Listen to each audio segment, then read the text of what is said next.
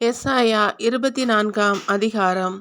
இதோ, ஆண்டவர் பூவுலகை வெறுமையாக்கி பாழடையச் செய்து, அதன் நிலப்பரப்பை உருக்குலையச் செய்து, அதில் வாழ்வோரை சிதறடிப்பார். அப்பொழுது மக்களுக்கு எப்படியோ அப்படியே, குருக்களுக்கும் பணியாளனுக்கு எவ்வாறோ அவ்வாறே, அவன் தலைவனுக்கும் பணிப்பெண்ணுக்கு எப்படியோ அப்படியே அவள் தலைவிக்கும், வாங்குபவனுக்கு எவ்வாறோ அவ்வாறே விற்பவனுக்கும், கடன் கொடுப்பவனுக்கு எப்படியோ அப்படியே கடன் வாங்குபவனுக்கும், வட்டிக்கு கொடுத்தவனுக்கு எவ்வாறோ அப்படியே வட்டிக்கு வாங்கினவனுக்கும் நேரிடும். நாடு முற்றிலும் பாழடைந்து போகும், முழுவதும் சூறையாடப்படும். ஏனெனில் இது ஆண்டவர் கூறிய வார்த்தை. நிலம் புலம்பி வாடுகின்றது, மண்ணுலகம் தளர்ந்து வாடுகின்றது. மண்ணுலக மக்களுள் உயர்ந்தோர் தளர்ச்சி உறுவர். நாடு அதில் குடியிருப்போரால் தீட்டுப்பட்டுள்ளது.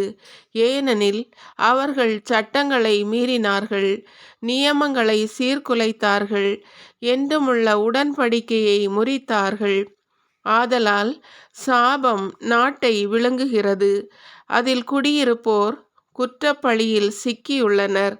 அதில் வாழ்வோர் நெருப்பில் எரிந்து போகின்றனர். சிலரே எஞ்சியிருப்பர். திராட்சை ரசம் அழுகின்றது, திராட்சை கொடி தளர்கின்றது. அக்களிக்கும் இதயங்களெல்லாம் பெருமூச்சு விடுகின்றன. மேளத்தின் மகிழ்ச்சி ஓய்ந்து விட்டது, அக்களித்திருந்தோரின் ஆரவாரம் அடங்கிவிட்டது. யாழின் இன்னிசை நின்றுவிட்டது. பாடலுடன் அவர்கள் திராட்சை ரசம் குடிக்க மாட்டார்கள். மதுவும் குடிப்போருக்கு கசப்பாயிருக்கும். குழப்பத்தின் நகர் தகர்க்கப்பட்டது, யாரும் நுழையாதபடி வீடெல்லாம் பூட்டப்பட்டது. திராட்சை ரசத்திற்காக தெருக்களில் கூச்சல் எழுகின்றது. மகிழ்ச்சி எல்லாம் மங்கி மறைகின்றது. விழாக்கள் நாட்டிலிருந்து அகற்றப்பட்டன. பாழடைந்த நிலையே நகரில் எஞ்சி இருக்கின்றது. நுழை வாயில்கள் நொறுக்கப்பட்டு பாழாய் கிடக்கின்றன. நாட்டில் மக்களுக்கு நேரிடுவது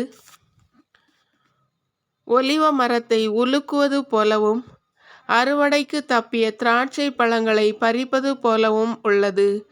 எஞ்சியிருப்போர் தங்கள் குரலை உயர்த்தி மகிழ்ச்சியால் ஆர்ப்பரிக்கின்றார்கள்.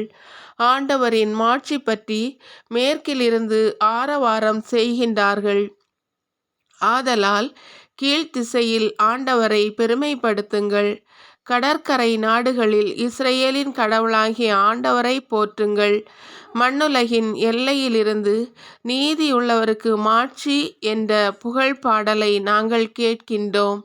நானோ இளைத்து போனேன், எனக்கு ஐயோ கேடு.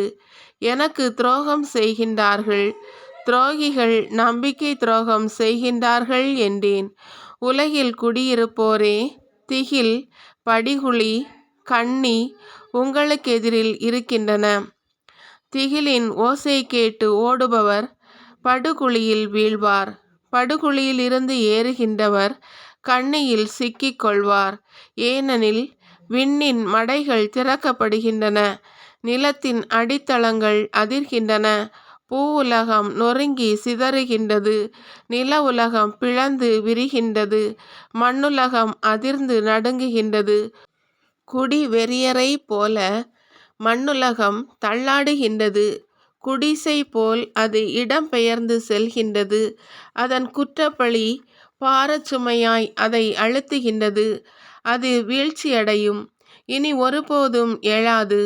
அந்நாளில் ஆண்டவர் வானத்தில் வான்படைகளையும் நில உலகில் நில உலக மன்னர்களையும் தண்டிப்பார்.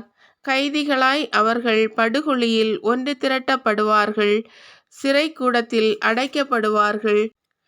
நாள் பல சென்றபின் தண்டிக்கப்படுவார்கள்.